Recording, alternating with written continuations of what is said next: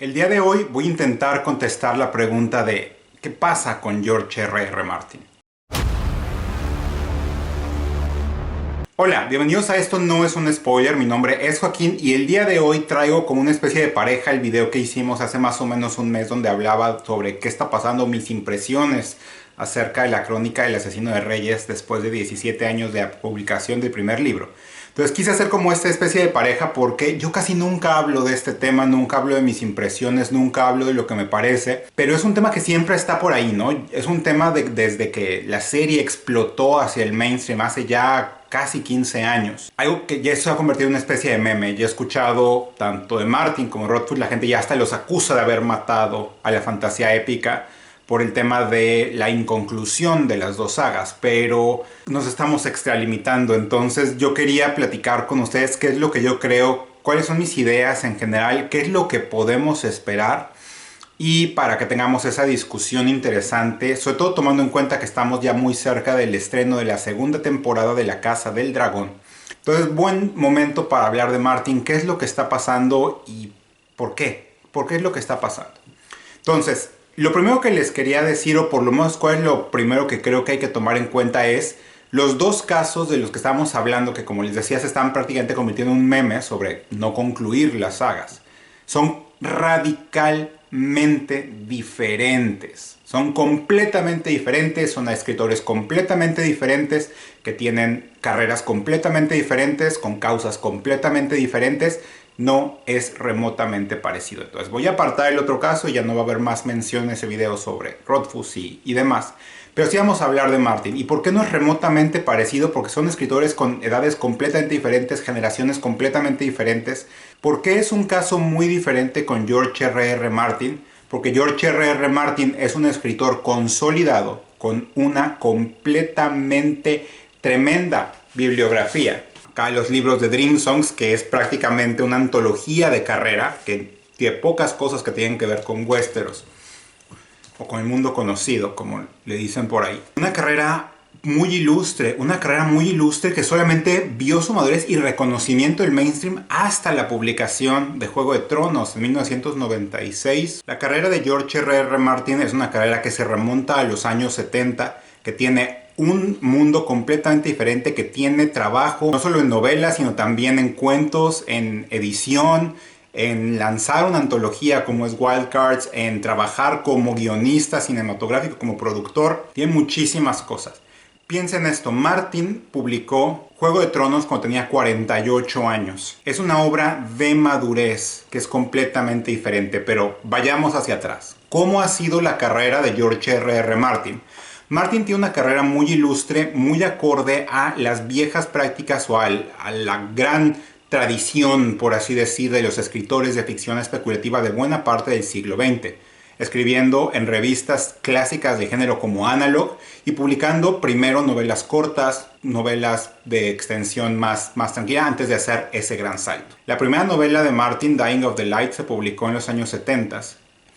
Y esta es parte de un mundo donde ocurren algunas de sus obras más conocidas, como Night Flyers, como La canción para Leah, como Los viajes de Tuf. Son obras mucho más cortas, pero esas atestiguan una carrera de escritor de ciencia ficción antes que de fantasía, muy acorde a como muchos de los grandes autores de esa época crecieron, se formaron. Hay un break generacional muy claro entre George R.R. Martin y autores como Robin Hobb y la nueva generación, que ya saben, Abercrombie, Sanderson, Rothfuss, etc. La carrera de George R.R. Martin incluso llegó a presidir el vicepresidir, me parece, SFWA, que es la asociación o el gremio de escritores de ciencia ficción y fantasía de Estados Unidos, justo más o menos en la época en la que estaba publicando Juego de Tronos. Entonces la carrera de George Martin ha sido muy prolífica, era muy prolífica hasta antes de empezar a publicar su magnum opus. Entonces el magnum opus, La canción de Hielo y Fuego, es una obra enteramente de madurez y no es que haya habido nada antes. Hay un sustrato muy grande de incluso una adaptación de Night Flyers. Yo no sabía que había una adaptación cinematográfica de Night Flyers en los 80. Pero eso testigo que es una carrera muy rica. Y él lo que hizo fue intentar una obra maestra de madurez, ya cuando, no voy a decir que era de 48 años, tampoco es que fuera muchísimo más grande, pero una obra titánica de una envergadura gigantesca. Ahora, él había pensado que iba a ser una trilogía. E incluso creo que hay drafts, hay esbozos de que él decía que trataba de plantearlo en 3 libros. Ya sabemos que no son 3 libros. O sea, es una historia que creció, y creo que lo ha dicho, es una historia que creció a la hora de ser contada, pero creció demasiado.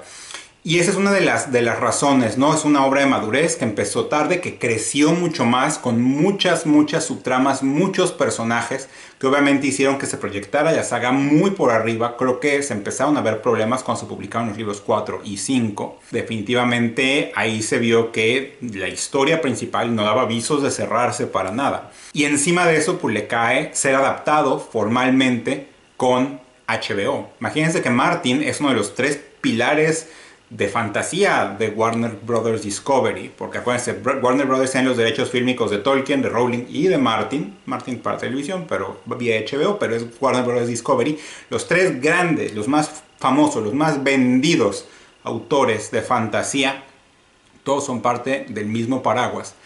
Y es impresionante cómo saltó a la fama. Obviamente el legado de Martin está medio empantanado, más o menos, con el tema de cómo concluyó la serie, pero creo que todo el mundo entiende, por lo menos medio racionalmente, que es porque esas últimas 2 temporadas no están basadas en libros, solamente en notas. Pero el manejo de fama es, Martin ya no se tiene que preocupar de nada, o sea, y creo que honestamente preocuparse por su legado ya es sobra, ¿no? Recuerden, tiene una serie corriendo, después de que terminó la serie principal, tiene una serie corriendo, tiene una serie en puerta, que es la del Caballero de los 7 Reinos, que es de mis libros favoritos de Martin, por cierto. Y yo creo que no tiene que preocuparse, pero al mismo tiempo sí hay una sensación de que probablemente se encuentre en ya de que la presión de que tiene que terminar, pero está muy lejos de terminarse. Si faltara un libro, yo me sentiría más o menos tranquilo de, bueno, hay tiempo, pero no falta un libro, faltan 2. Si faltan 2 libros, ahí sí estamos en una cuestión. Entonces, yo creo que con los primeros 3 libros podemos, por lo menos el arco principal, por lo menos lo primerito está más o menos cerrado, pero yo sí quisiera obviamente saber el destino de personajes tan conspicuos como Baelish o el señor Frey, que ya sabemos lo que les pasó en la serie, pero no sabemos si Martin seguirá ese camino. Entonces, yo creo que es una combinación de haber intentado una obra de madurez que creció mucho al momento de ser narrada. Segundo, la explosión hacia la cultura popular que implicó completamente la adaptación a la serie, o sea, en 2013-14, ya se siente como que es un fenómeno cultural de hace 10 años porque lo es, pero los niveles de fanaticada eran tremendos, masivos, enormes. Vamos a ver, esperar lo mejor, pero yo no tendría fe, por lo menos tendría fe en el penúltimo libro, pero no tendría fe en el último. Pero quién sabe, quizá ahí hay una sorpresa, quizá este video envejezca mal, pero pues no sabemos. Yo por lo pronto voy a seguir disfrutando lo que tenemos, esperando el estreno de la segunda temporada de La Casa del Dragón. Y cuenten ustedes qué opinan, qué creen que pase por la cabeza de George R.R. Martin, enamorado de su world building, qué creen, presión creen que sepan, han leído historias previas de Martin, han leído Los viajes de Tuf, El sueño del Febre, Night Flyers, La canción de Lía, bla, bla, bla, y qué les ha parecido, porque es completamente diferente. Cuéntenme, no se les olvide suscribirse, dame una manita arriba y nos estamos viendo en la próxima. Muchas gracias.